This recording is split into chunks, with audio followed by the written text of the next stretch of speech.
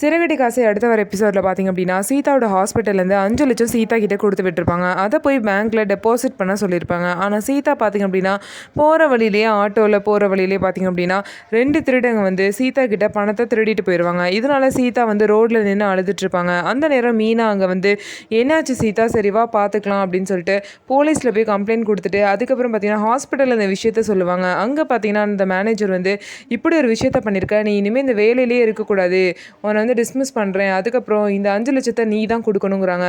அதை எப்படி சார் அவள் பொறுப்பேற்றுக்க முடியும்?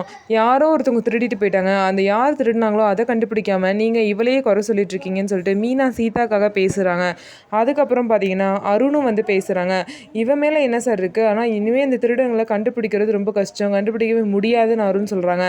ஆனால் கரெக்டாக முத்து பார்த்தீங்கன்னா அதெல்லாம் கண்டுபிடிச்சாச்சுன்னு சொல்லிட்டு கரெக்டாக மாதம் என்ட்ரி கொடுக்குறாரு.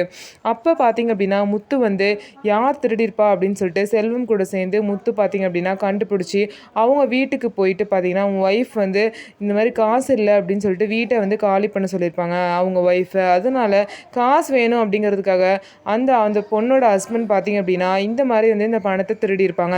இந்த விஷயத்த முத்து கண்டுபிடிச்சிருவாரு. கண்டுபிடிச்சதுக்கப்புறம் பார்த்திங்கன்னா அந்த பணத்தை எடுத்துகிட்டு வந்து நல்லபடியாக பார்த்திங்க அப்படின்னா ஹாஸ்பிட்டலில் ஒப்படைச்சிருவார். இதனால் முத்துவும் மீனாவும் சேர்ந்து தான் பார்த்திங்க அப்படின்னா சீதாவை காப்பாற்றிருக்காங்க.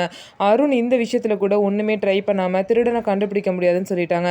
ஸோ இதுக்கப்புறமாவது சீதா வந்து முத்துவை புரிஞ்சுக்கிட்டு திருந்தி இருப்பாங்களான்னு சொல்லிட்டு வெயிட் பண்ணி பார்ப்போம். நம்ம வீடியோ உங்களுக்கு பிடிச்சிருந்தா நம்ம வீடியோவை லைக் பண்ணிக்கோங்க, மறக்காமல் நம்மளோட சேனலை சப்ஸ்கிரைப் பண்ணிவிட்டு பாருங்கள்.